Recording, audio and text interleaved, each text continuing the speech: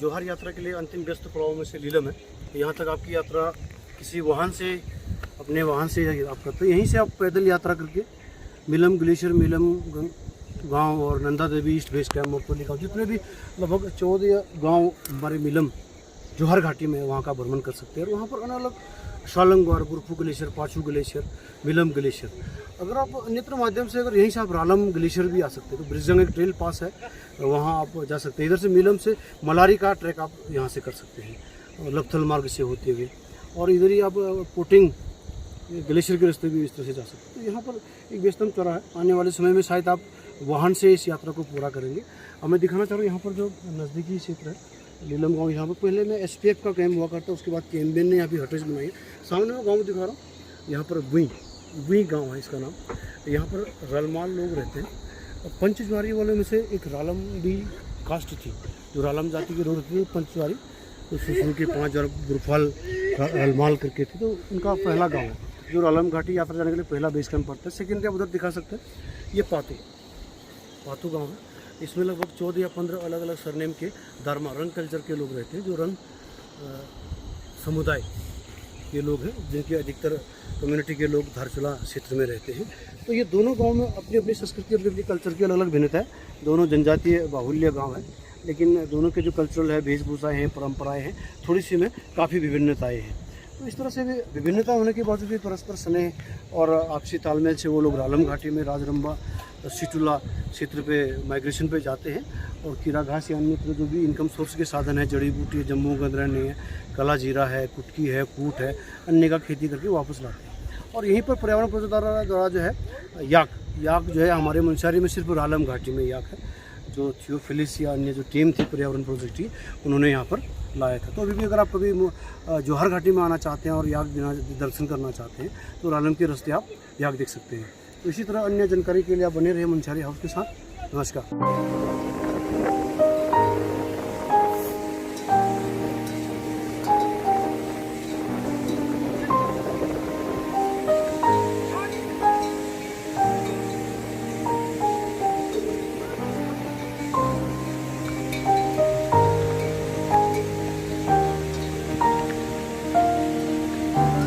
के अन्नदाता, मालवाहक, भारवाहक, अन्नदान वाहक, इन पोनी पोर्टर संगठन भले इनका आय का स्रोत ही घोड़े हाँकना हो, लेकिन इनकी ज़िंदगी भी इन फौजियों से कम नहीं है। सुबह 2:30 बजे से यह मालवाहक फ्यूल, ईंधन, रसद सप्लाई के लिए भारतीय सेना को इस तरह से देते हैं। देखिए, और उनके मालिक के भी तो अपनी बड़ी आत्मीयता होती है। और ये सुबह अंधेरे से मार्ग प्रशस्त कर जैसी उनकी सीटी या हुंकार बजता है, ये अगर उनका पड़ाव को प्रस्थान करते हैं। इस तरह से इनका ही बहुत बहुत धन्यवाद, इन जीवों का ही बहुत बहुत धन्यवाद करता हूँ कि ये लोग हमें हिमालय में सारी सुविधाएं उपलब्ध कराते हैं। ले ले ले ले ओह ओह ओह ओह ओह ओह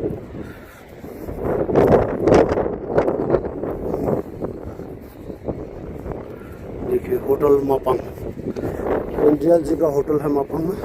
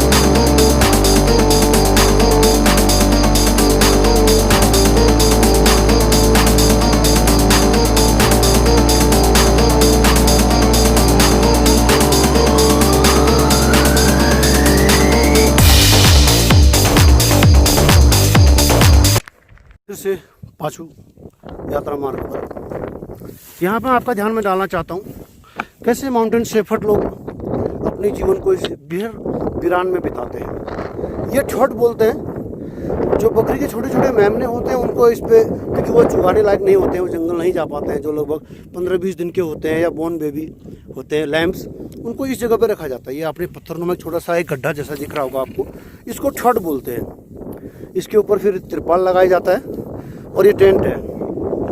एक पुराना कैरी बैग है जो उपयोग में नहीं रह गया, तो उसको यहाँ पर इन्होंने फेंका है। ये देखिए, इसको हमारे भाषा में करबज बोलते हैं। बोरे या टाट का ये 2 पार्टीशन बनाया जाता है, जो बकरी या एक मजबूत वयस्क भेड़ या बकरी कठेली पर लगाया जाता है।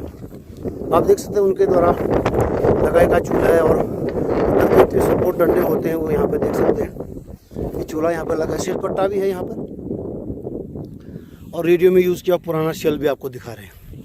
तो इस तरह हिमालय जीवन जो जहाँ भी आपको इस तरह से हिमालय प्रेमी लगते हैं, जो हिमालय पर जीवन जीते हैं, हमारे लिए वो कहीं ना कहीं आधारित होते हैं, और एक माउंटेन गाइड को सुरक्षा देते हैं कि वहाँ पर इस तरह से लैंडस्लाइडिंग हो रखा है, आप सावधानी से जाएं, और गाइड करते हैं। तो उनका सम्मान कीजिए, उनको सम्मान दीजिए। उनका एक आपका अभिवादन उनके लिए एक जीवनदायिनी हो जाता है, और वो और जीना चाहते, इतना कष्टदायक जीवन जीना चाहते हैं। फिर से हिमालय प्रेमी के साथ थोड़ा सा विश्राम यहाँ पे साफ कर रहे हैं। सर, कैसा महसूस किया अभी तक आपने हिमालय यात्रा में? अभी तक बहुत अच्छा महसूस हो रहा है, और जो है मुझे इस एरिया में बहुत पूरा बुग्याल क्षेत्र है, तो बहुत अच्छा लग रहा है मुझे यहाँ पर जी। और अंदर से बड़ी आंतरिक सुख शांति है यहाँ पर। सामने है और यहाँ बुग्याल बहुत जबरदस्त है। पत्तियाँ सूख चुकी हैं और दाने भी सूख चुके हैं, क्योंकि इस बार ड्राई, और मैं पिछली बार जब आया तो मैंने एक आध दानों का स्वाद लिया था यहाँ पर, अभी जब मैं सूख चुके हैं। और अभी लीव्स की भी चाहिए, तिब्बत को ऐसा दिक्कत जाना, अब तिब्बत से अडॉप्ट किया गया है, और तिब्बत से वनस्पति आया है। तिब्बत की तरह क्लाइमेट होने की वजह से ये यहाँ पर डेवलप होते हैं, और इसी जगह पर ये अधिकतर होता है। नीचे वहाँ पर देखने मिले थे तो कोई पेड़ नहीं दिखा, लेकिन पिछली बार मुझे यहीं पर इन वनस्पतियों की निगाह हुई। उनके लीव्स और दानों की आप चाय पी सकते हैं, चाय या काढ़ा पी सकते हैं, जो स्वास्थ्य के लिए बहुत बढ़िया है, एंटीबायोटिक, एंटीऑक्सीडेंट। हिमालय हमको अपने पास बुलाती है, हमको जीने का एहसास कराती है, ज़िंदगी जीने की उमंग उत्साह देती है। देखिए आप पीछे तक बिल्कुल बुग्याल फैला हुआ है, और बुग्याल की मंद मंद बयार में मन करता है कि हम पूरे मास पूरे वर्ष यहीं रहें, लेकिन कुछ प्रकृति के अपने नियम होते हैं, और हर ऋतु में वो अपना अपना अलग अलग बरसात, धूप, तपन, ठंडक, शीत प्रदान करती है। तो इन शीत को बचने के लिए हमारे पास उस तरह की व्यवस्था होने पर हम यहाँ पर जीते हैं। इस क्षेत्र में आपको इस जाड़े में सिर्फ हिमवीर, ITBP के जवान और हमारे भारतीय सेना के जवान सेवा देते हुए मिलेंगे। तो नमन करता हूँ भारतीय सेना के हर एक अंग को।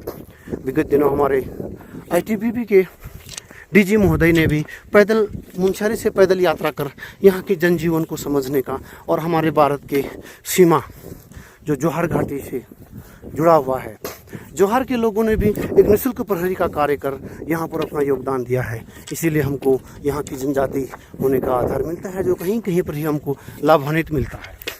तो आइए हम अन्य सभी भाइयों से अनुरोध करते हैं कि हिमालय को समझें, हिमालय को जानें, हिमालय को बचाएं। धन्यवाद।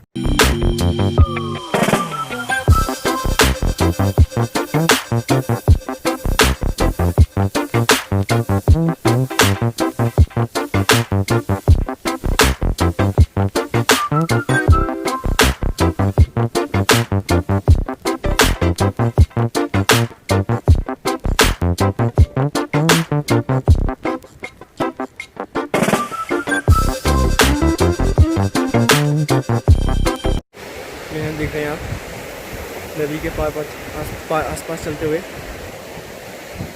और आगे बढ़ते हुए।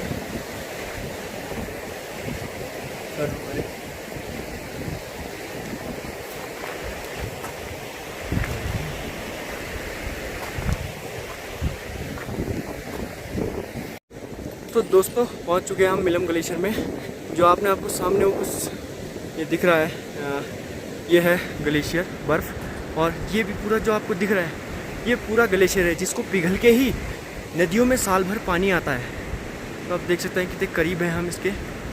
ये रहा पूरा, इसके ऊपर पत्थर मिट्टी सारी कुछ चीज़ें अटक रखी है, देख सकते हैं आप। इस तरीके का है पूरा ग्लेशियर।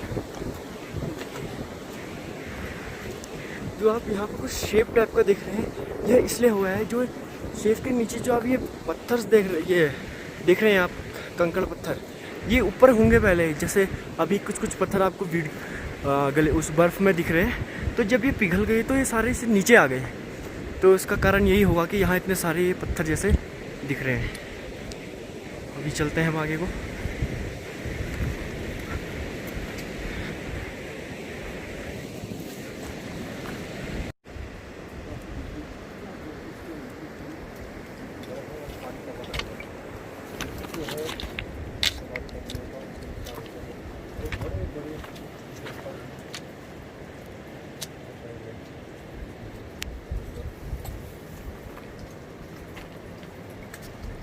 थोड़ा सा बताएंगे सर, आप लोग वीडियो बनाओ सर आप। देखिए हवाएं तेज चलने लगी हैं, पीछे फव्वारें जा रही हैं और ये ग्लेशियर पे पॉइंट कर रहा हूँ। देखिए आप,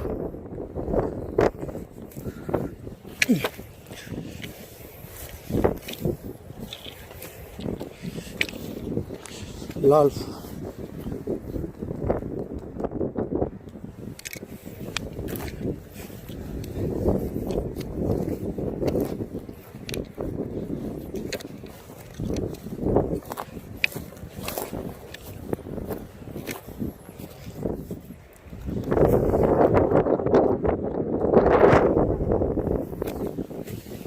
पत्थर आए, क्या करना दोबारा बंद करो, दोबारा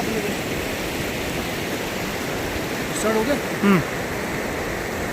बंद करिए आप। जूम किया है? नहीं, बंद कर। इसमें हम आपको देख रहे हैं मिलम ग्लेशियर, तो बहुत पुराना ग्लेशियर और ये जब बर्फ़ काफ़ी सदियों सालों से जमा हुआ है। और ऊपर से जो मिट्टी, उसमें मिट्टी पत्थर है, उसकी हीट से बर्फ़ लगातार गल रहा है। और कभी कभी आप देख रहे हैं एक पत्थर भी नीचे गिर रहा है, और एक आध पत्थरों ने ऐसे मुंह जैसा बना रखा है, शिवलिंग जैसा बाहर निकला हुआ है।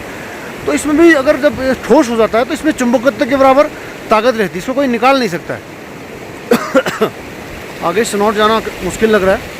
और अभी कुछ दिन पहले ही ग्लेशियर का एक टुकड़ा हिस्सा गिर के नीचे आ रखा है, और उस लाइन में बार बार पत्थर गिरे। तो आज जब भी ग्लेशियर में मूवमेंट करते हैं तो आप हेलमेट पहन के आइए। पीछे गोरी नदी का बहाव है इस तरह से। ये देखिए मेरे मित्र आगे गए हुए हैं, लेकिन स्नॉट में जा पाना मुझे थोड़ा सा लग रहा है टिपिकल है, क्योंकि बार बार पत्थर भी आ रहे हैं। हम लोग कोशिश करेंगे।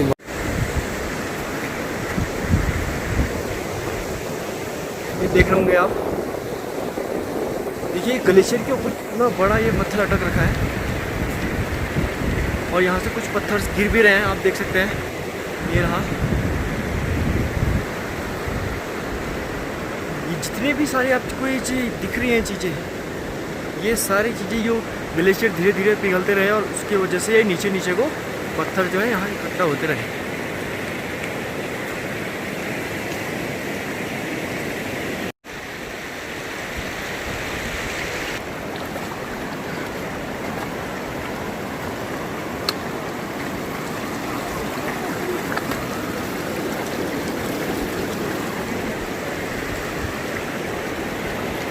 आप देख सकते हैं यहाँ बर्फ़ का काफ़ी बड़ा टुकड़ा जो यहाँ गिरा हुआ है।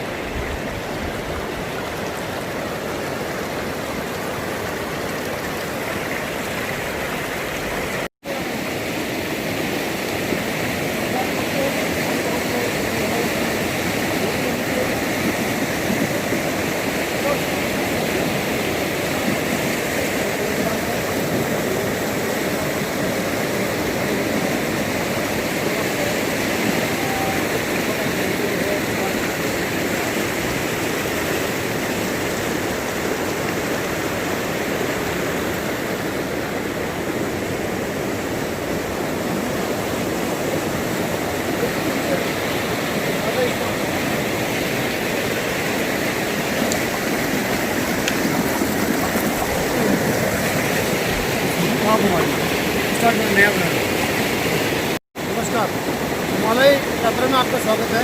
हम अभी गोरी गंगा के स्नॉट पर पिछले बार जब मैं आया था तो मुझे कम से कम 500 मीटर 200 मीटर की गैप में ग्लेशियर टूट चुकी है। आप वहाँ रखा सकते हैं, तो ग्लेशियर बिल्कुल काफ़ी टूट चुका है।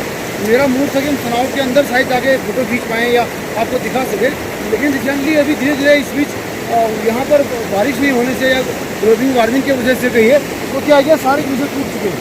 इसके बार हम काफ़ी आगे तक थे तो वहाँ पर हमने चुनाव देखा था, लेकिन नदी इधर से आ रही है।